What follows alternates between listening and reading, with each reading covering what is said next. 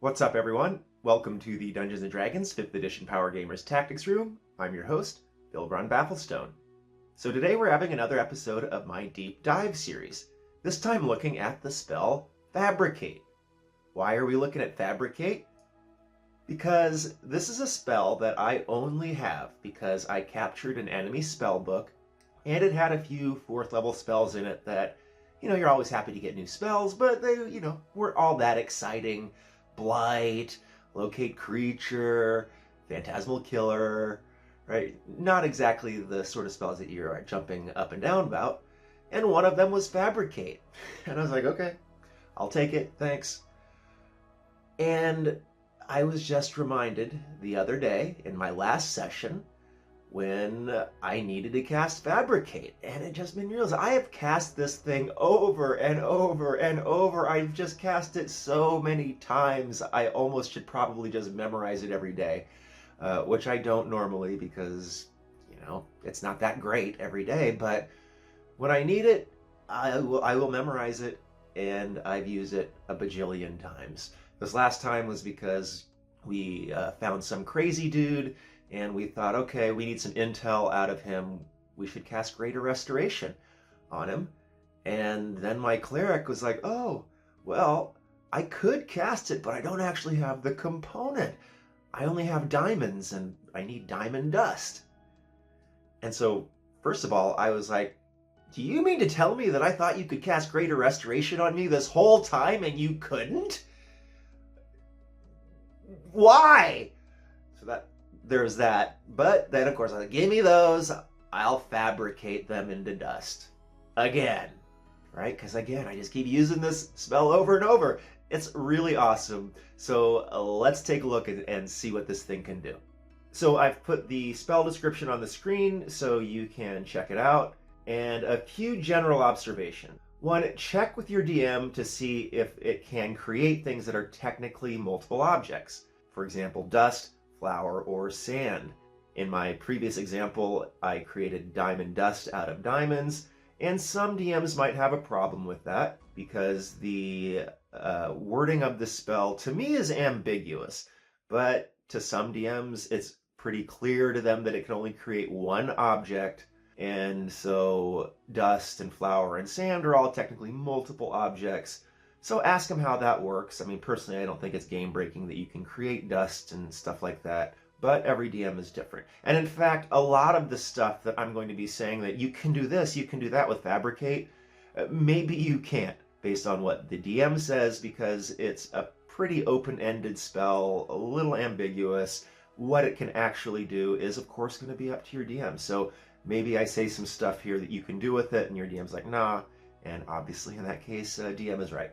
Now, the sophistication of the constructions is limited unless the caster has the appropriate tool proficiency. So first of all, talk to the DM to figure out what you can make with and without the proficiency. So it's probably worth picking up tool proficiency during character creation, just thinking ahead, because when you get Fabricate, it will be pretty handy. And there is great synergy with the Knowledge Cleric. At first level, they get the ability to get any tool proficiency, and the Artificer, who starts with 3 tool proficiencies. And if a Necromancer can pick it up, it's pretty sweet for them because they can easily outfit their entire undead army with armor and weapons.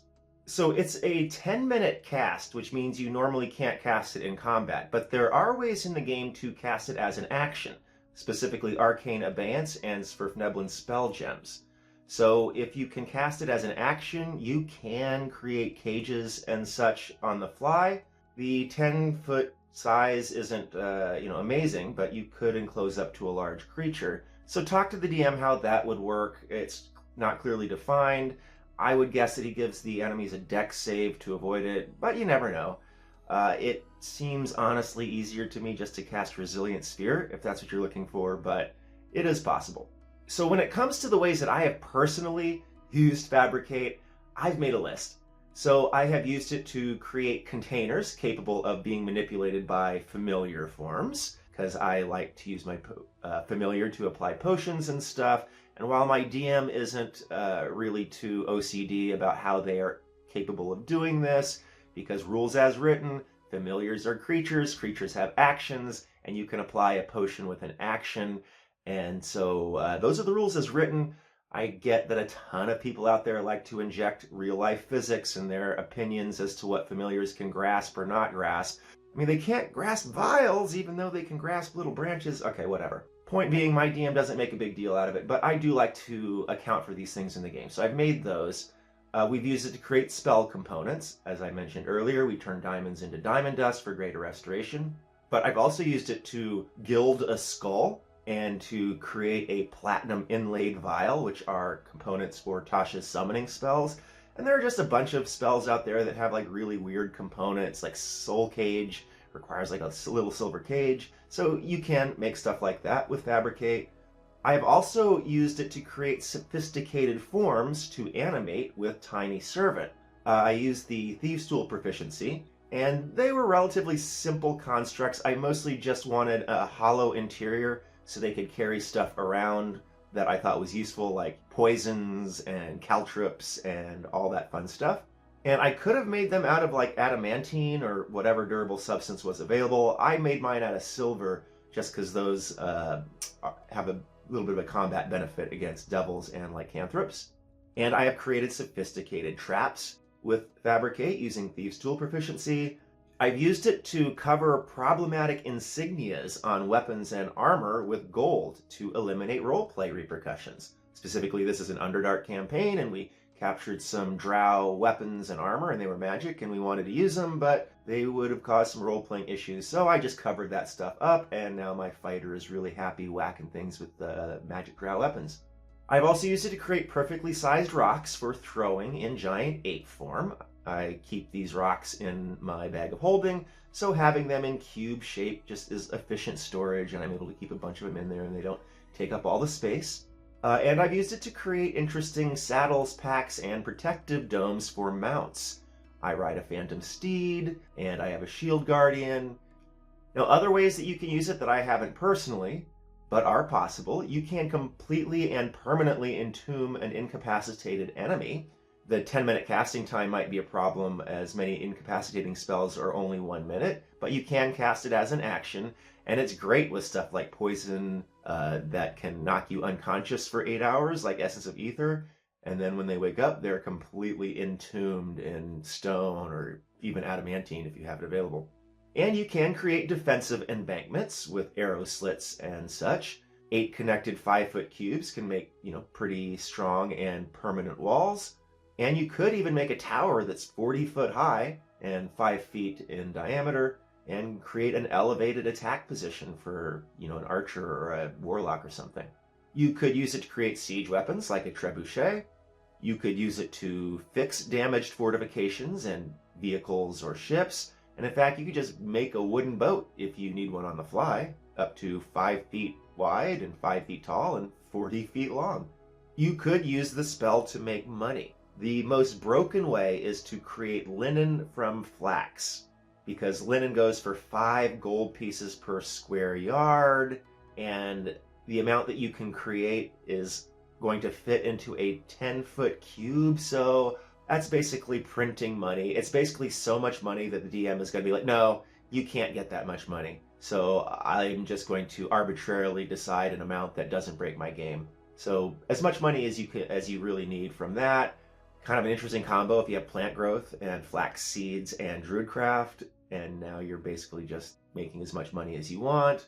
And even if your DM doesn't allow you to do that, you can still create armor. Plate armor goes for 1,500 gold, so you can turn like scrap metal, like the weapons and armor of your defeated enemies, and turn it into plate armor and make some money.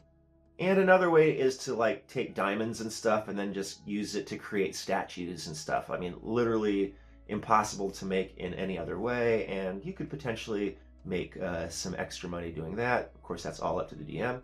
You can retrieve quantities of materials, like minerals, and shape them into storage for transport. Like if you encounter a vein of adamantine or gold or something, and you can even just turn the metal itself into carts or wagons and just roll them along all the way to the bank. It can work as a mini pass wall or a quasi knock, and impressively can even reshape adamantine walls or doors. So that actually could be pretty cool if you come across that sort of situation. And the final way that I thought that you might be able to use it is to like create heavy armor for a druid, because they can't use metal, and maybe you can make it out of stone or chitin or amber or some kind of non-metallic substance that your DM would allow you to use as heavy armor. So that's it. Those are the ways that I have used and could think of using the Fabricate spell for. But it's a pretty cool spell. I would love to hear in the comments if anybody has any other ideas for how to use it or actually has used it. Because, man, I wasn't excited when I got this spell. I am so happy now that I do have it because it is just so, so useful. Anyway, thanks for watching. This has been the Dungeons & Dragons 5th Edition Power Gamers Tactics Room. I'm your host, Hilbrand Bafflestone. See you next time.